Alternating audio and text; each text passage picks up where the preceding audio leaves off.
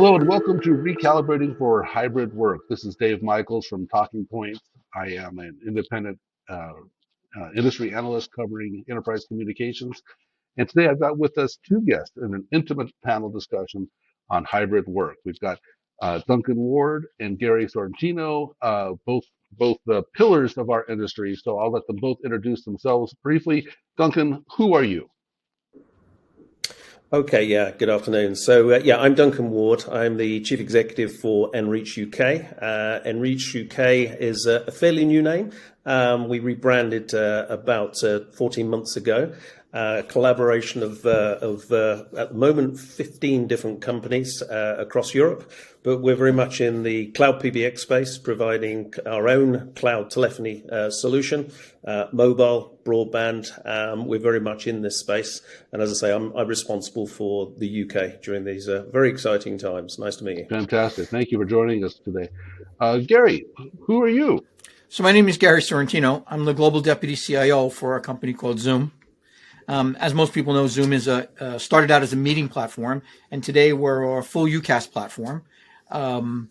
My background was about 42 years in technology, mostly on Wall Street. In 2019, I started with Zoom. I met this person called Eric, and he said, "Why don't you come aboard?" And to tell you the truth, the last 2 years of Zoom helping clients all over the world has probably been the most rewarding of my career. Fantastic. So we're going through a lot of changes in enterprise communications, and of course, the nature of this discussion is around hybrid work. But I think hybrid work is a little confusing for a lot of people because I think a lot of people consider hybrid work to be just simply a form or a fancy word for work from home. But we've been working at work from home for years, ever since voice over IP, or you could even say before that.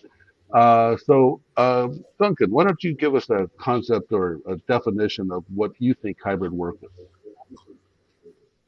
Well, I think hybrid really is where the world has changed. People have talked a lot about, people working more collaboratively, having your home life, your work life, and that balance that we all talk about and try and get right so many times.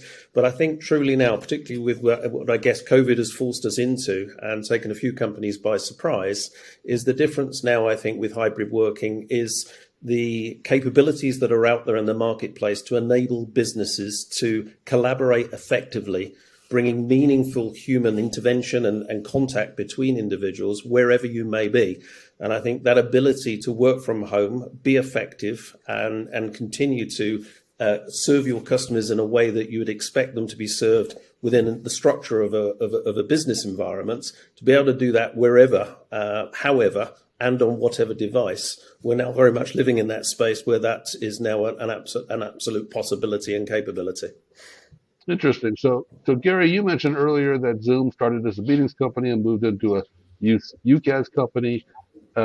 Is hybrid part of that transition, or just was it always a hybrid company, or what's your take of hybrid? What's your definition? So I think hybrid's a little more than just connecting, right? Hybrid work really means I've been home for 2 years, and as a person who got sent home, employees are now empowered in a different way, right? Now it's about where I want to work, when I want to work, and how I want to work.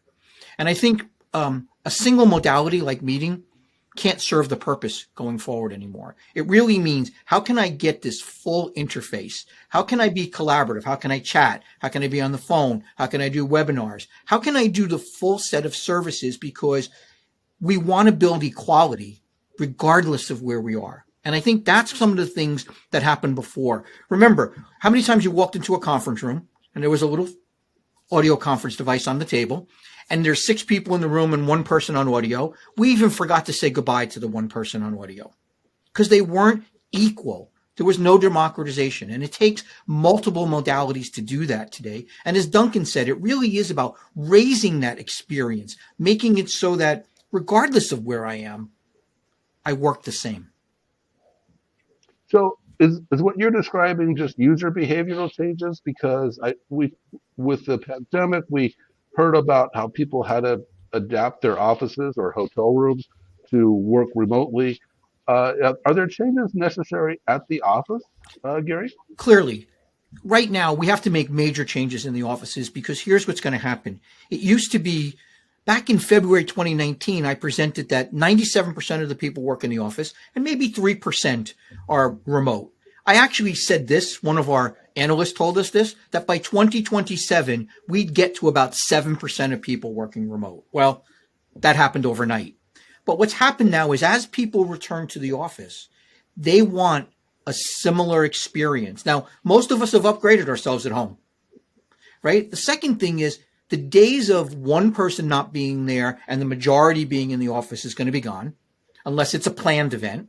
And so what happens is when you come back into the office, I have to work as productive with people who are physically there as well as people who are virtually there. And before that wasn't possible.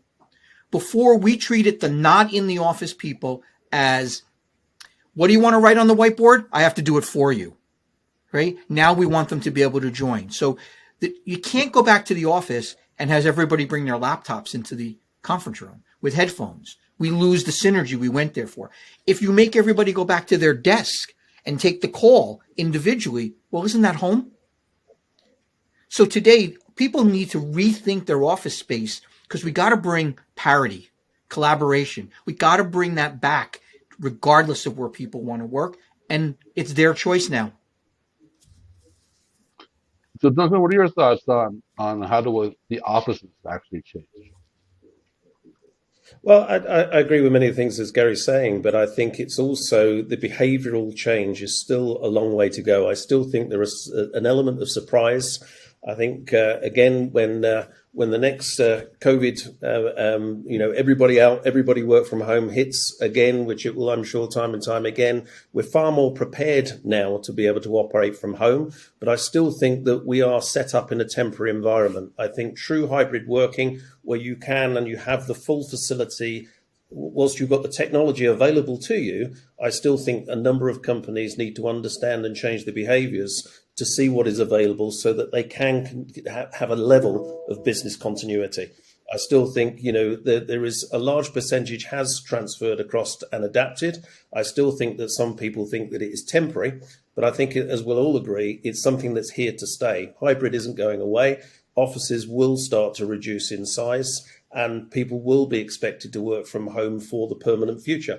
So I think the fact that technology enables it, I think what it's also enabled businesses to realise that they can be more effective working from home, sometimes less interruption. I don't mean necessarily people being cut off and shut off. You don't need to be. The technology will enable them to be as connected as they are as if they were in the office, but without the downtime, the standing around the coffee machine. They have, I think, the ability, certainly with working from home, adapting, as I said earlier on, your home life, your work life, and that kind of blend between the two. I think business efficiencies, as demonstrated, can be achieved with this hybrid working. So I think there's still an education to and for people to adapt and adopt. But I think it's certainly the way that this is where the marketplace is going to go over So the you coming both, years. I guess, from your perspective, both been talking a lot about the actual meetings and having whether you're having a meeting with people in person or people that are distributed. But what about other than meetings? What about just hybrid work? When is it best to get work done at home? And what kinds of activities would you actually go into the office for? Duncan? I think I agree with you. It's not just about meetings. I think I think it's more of a generalization. Yes, the ability to have meetings virtually is there, but I think it's also the ability. If I'm answering your question correctly, I think it's the ability to be able to serve your customer base effectively, whether you're working from home or not. And I think that's, again, is that people that have business grade broadband, for example. I'll give you an example the other day. When I was talking to I think it was the HMRC here in the UK, and it was that excuse, forgive me, but I'm working from home. The quality of my call may not be as you'd expect. Well, again, that's something that needs to change and people need to adapt. You need to have the same level of capability, whether you're working from home or you work in the office. The same ability to interact with your colleagues at home or in the office, to serve your customers. Your customer experience should be exactly the same, whether you're at home or in the office. There should be no difference. Whatever you choose to do, you get up in the morning, you go to the office, or you get up in the morning and go to your home office. The experience in the way that you operate and your effectiveness as an individual working for a business should be exactly the same. The tools are available, and it's just allowing people to adapt and start to utilize them. Any additional thoughts on that, Gary? Well, but it's not just about work and meetings, what we said. It is, those serendipitous moments do provide a lot. Meeting connections, look, I'm Zoom 2 years. I had the benefit of meeting a lot of Zoom people the first year I was here, the first week I was here.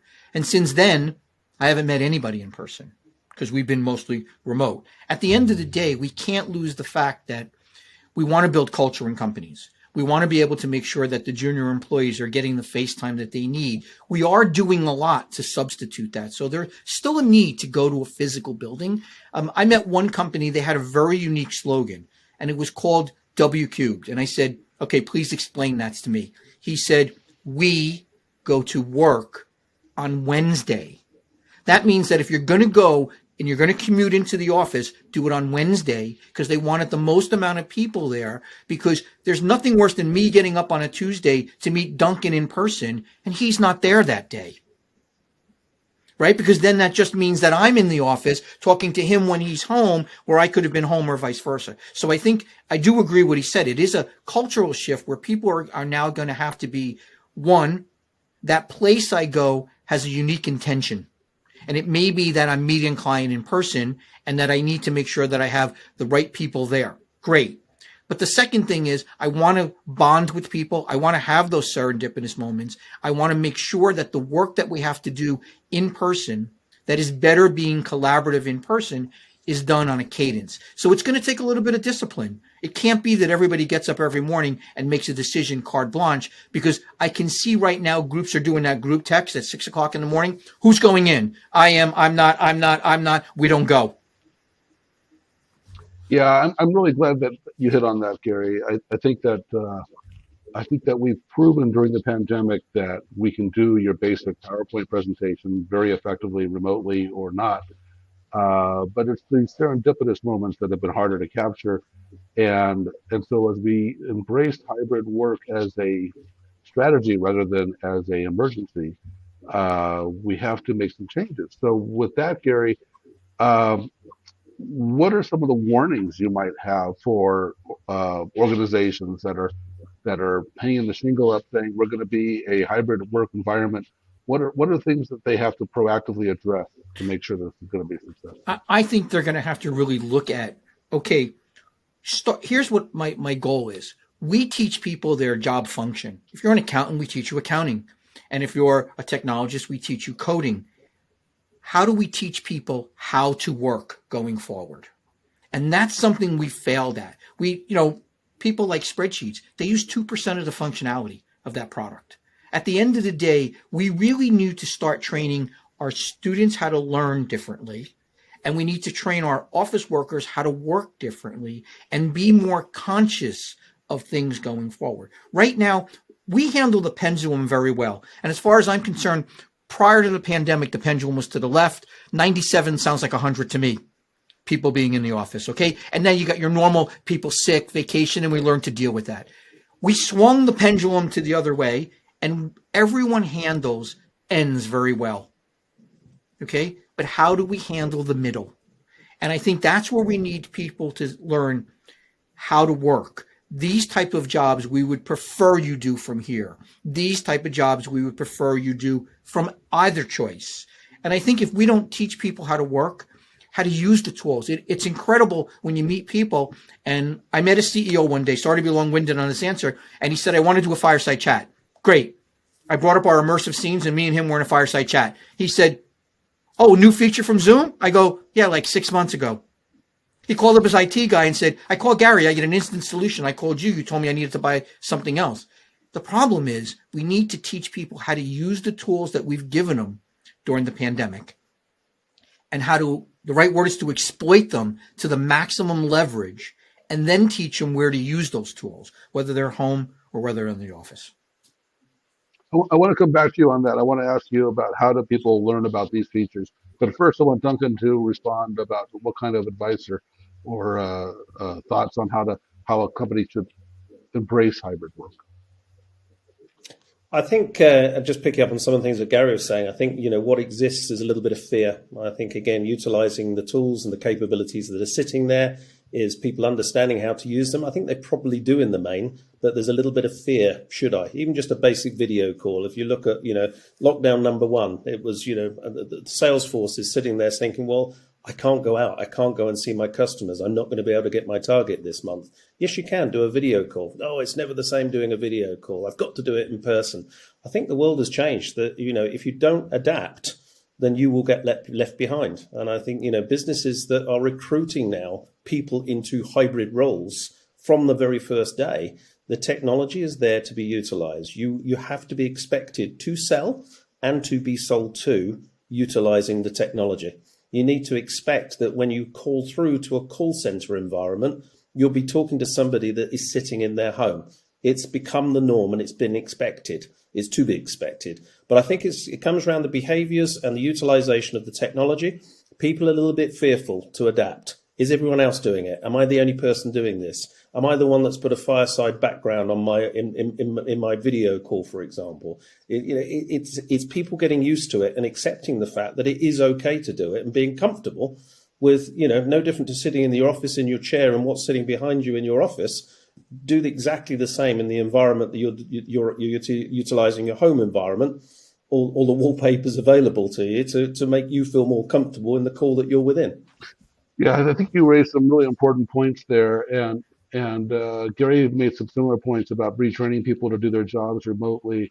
As you were talking, I was kind of nodding my head and agreeing with you, and that might work in a small video group like this, but in a big video group where everybody has their cameras off, you have to know to actually like use emojis or to indicate things in comments, and nodding ahead isn't really the same effect. So Gary, I want to get back to you on you said learning how to use new features, and how do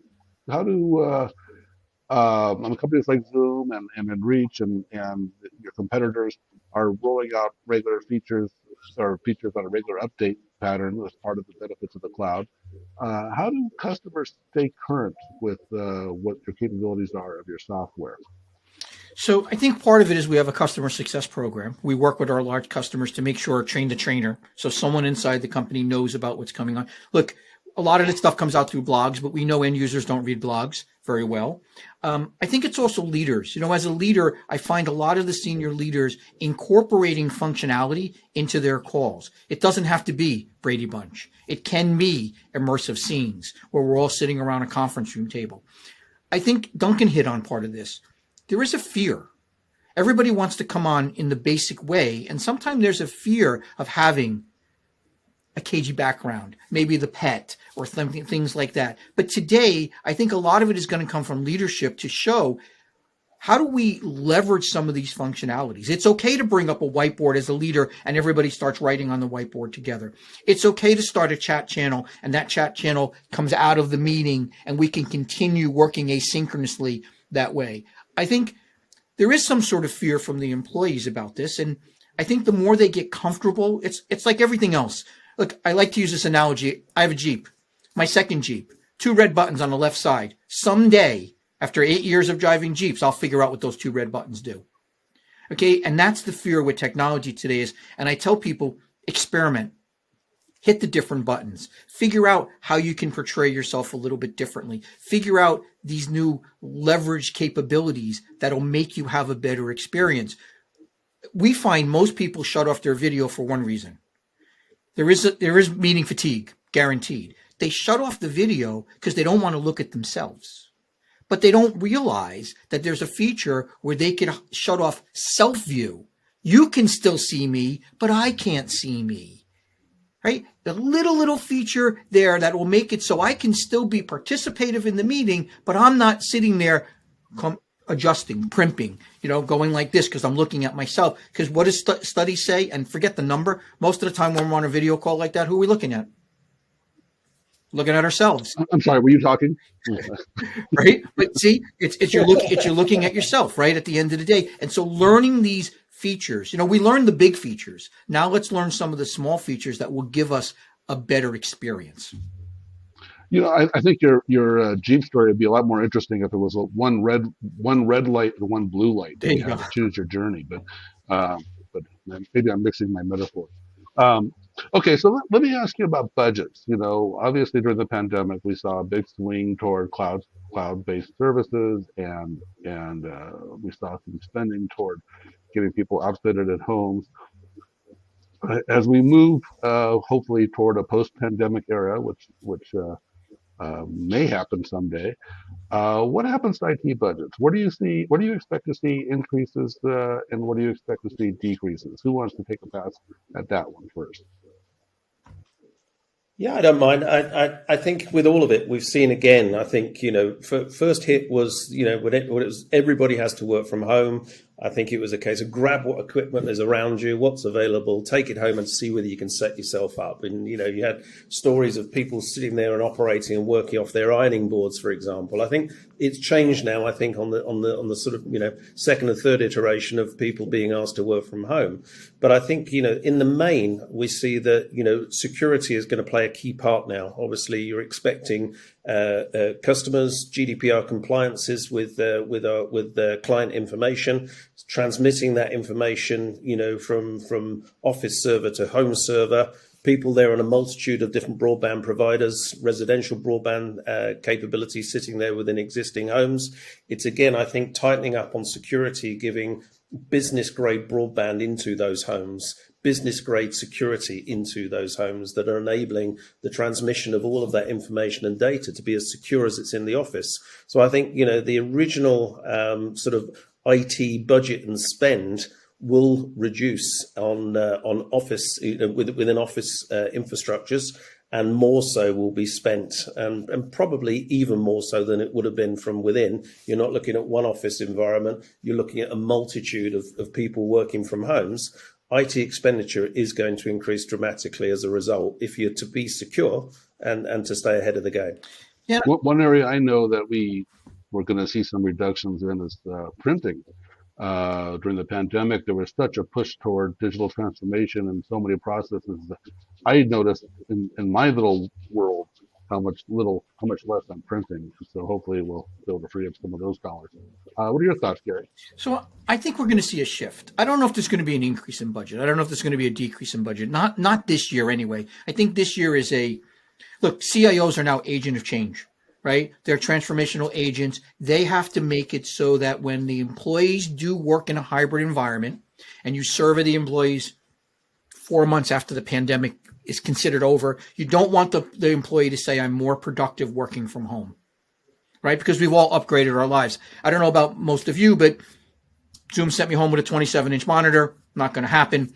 Amazon sells 32-inch monitors, right? Amazon's great. Midway through the pandemic, they told me the monitor I bought was on sale for 50%. Now there's two, right? Two 32-inch 4K real estates. I'm doing multitasking all the time. We have to make it so that, one, people have the right tools at home, and companies are going to have to sponsor some of this. I can see that. No more working on the ironing board. As Duncan said, you have to give them stipends and some sort of compensation for buying a desk and things like that. They are working for the company. But two, on the infrastructure on the inside, we're going to see some changes. Like, Duncan said something interesting. We were all sent back to the office. Grab as much as you can, bring it home. They brought computers that didn't work home. They brought printers that you couldn't hook up at home and things like that. We brought a lot of stuff home that wasn't even going to work in the home environment. You know what we left on the desk? Hard phones. Because we knew those hard phones aren't going to work. So now we need to get to a software environment where I can be on any modality. I should be able to be on my phone as I'm commuting in, because right now I'm not wasting 90 minutes commuting in. But that 8 o'clock meeting is going to happen with or without me because people are still waking up. I need to be on a modality so that when I get to the office, I can switch modalities without hanging up. I need to be very fluid across modalities. I might even want to be able to take, like we have a feature where I can leave a call, switch it to my phone without announcing I'm leaving, forgetting meeting disruption. So we're going to see certain technologies be minimized, not eliminated, but minimized.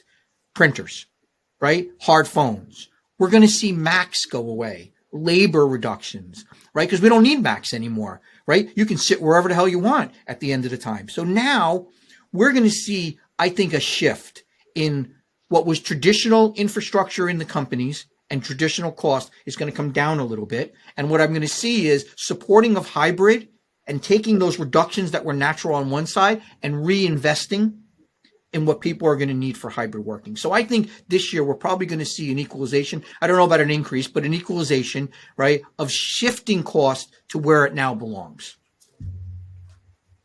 Let me ask, I'll start with Duncan here. Let me ask you, um, does location matter anymore? I mean, when we hiring candidates to work in our companies or, as we look at divvying up work into different teams, does location matter anymore? I mean, we already aren't supposed to consider things like race or religion or gender. Is location something that should be a factor in our evaluation process, Duncan? I think very much so, and probably more so than ever before.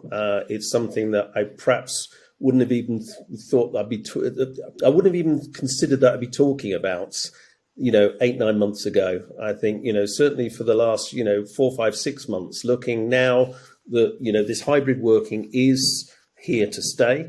The ability to go out there and hire people, hire the intelligence and the capability that you as a business require. I think it's made it easier. I think, again, if you're fully set up for hybrid working, you can pick and choose the best people to do the job and the best capability to do the job. So I think that's a little confusing there. Is, You're saying location doesn't matter. Because I asked you, does location matter? You said yes. And so, sorry, so you went, it doesn't matter. Okay. Yeah, it doesn't matter. Sorry. So I think we're saying here is that, before it mattered, now it doesn't matter. I can go where I want and pick the intelligence that I need anywhere in the country or in the world. It's not defined to location, to town, to city, to country. I have the ability to go out. And I think as long as I provide that capability as a business, I can attract in the right type of people to work for that company. So you mean to tell me that if you had two candidates that you were looking to hire, you're going to hire one, and you had two candidates, and they were both pretty much comparable in every way. The one was on High Street, right next to your favorite fish and chip place, and the other one was, much further away. That you wouldn't favor one over the other, based on location? I don't think it's a case of you would recruit if they were absolutely identical, head to head, and they were identical. I think it would be a difficult decision. But I think it is now a driving factor now where we're expanding, not just our companies, but I think the whole marketplace are expanding out and picking and choosing who they want. Location is not important anymore. But you're right. If somebody was around the corner, if it was a better capability, you would choose that person. But I think it's, again, if you're thinking for the future as a business, are we going to be located in this town, in this city for the long term? So I think choosing the right type of people for the job, location is now not as relevant as it used to be. And I think forward-thinking organizations are accepting that or beginning to realize that they can in actual fact pick better people where location is no longer as important as it used to be. Gary, you have any thoughts on this? So I will tell you, look, I think there's a couple of things here. One, I agree that especially with the Great Resignation going on, there are so many talented people, especially people that have moved away from the metro centers that are now available and looking for guaranteed hybrid work and really mostly guaranteed remote work.